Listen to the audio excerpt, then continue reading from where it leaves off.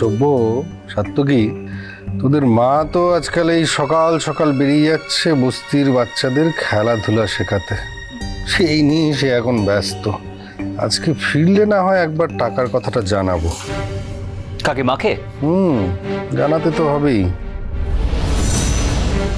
তুমি বরং তাড়াতাড়ি আমাদের চেকটা দিয়ে দাও, সকাল সকাল ব্যাংকে চলে যাই, ব্যাংক এখন ফাঁকা থাকবে, যত তাড়াতাড়ি চেকটা দেবো তত তাড়াতাড়ি ক্যাশ হয়ে যাবে। তো আমার অফিস আছে। আমার আবার অফিস আছে, আমার আবার দোকান খুলতে হবে। বাবু তুই নিচে যাস নাই কেন বলতো? তো সকালের খাবারটা তো ঠান্ডা হয়ে যেছে, তো চাটা কিন্তু আমি ঘরে নিয়ে আসলাম। ঠিক আছে, রেখে দে, আমি চাটা খেয়ে যাচ্ছি। তাড়াতাড়ি আয়, কিন্তু পিসিমণি রাগারাগি করছে। সভ্য তোর এটা তোর না, দেখে নে ঠিক আছে কিনা। থ্যাংক ইউ বাবা। থ্যাংক ইউ বলছি আর বলছি কি?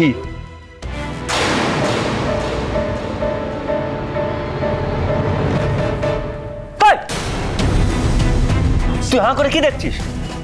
চা দিতে এসেছিলি, চা দেওয়া তো হয়ে গেছে, যা না। সব ব্যাপারে ওর একটা নজরদারি চাই, যা এখান থেকে। সাত্তকী, কেন শুধু শুধু বকাবকি করছিস? শোন রাঙা, তুই নিচে যা, আমি আসছি।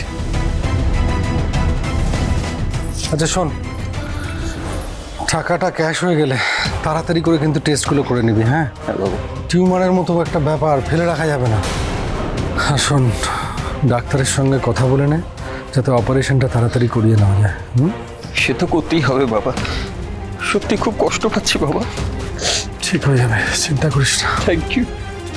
সভ্য, এই টাকায় তোর সমস্ত সমস্যা মিটে যাবে তো ব্যবসা? হ্যাঁ হ্যাঁ হ্যাঁ বাবা, 4.5 লাখ টাকা তুমি দিয়ে দিয়েছো, হয়ে যাবে। আসলে পাওনাদাররা বড্ড চাপ দিচ্ছে তো, একবার ধারটা শোধ করতে পারলেই শান্তি। দাদা বাবু টিউমার হয়েছে, তাহলে তো অসুস্থ, অপারেশনটা করতে হবে, মানে তো অনেক শরীর খারাপ। কবে হলো জানি না তো। আর বড়দাদা বাবুর তো দোকানের ধার দেনা প্রায় কমে এসেছিল, তারপরেও পাওনাদারদের দেওয়ার লেগে এতগুলান টাকা নিতে হচ্ছে কেন?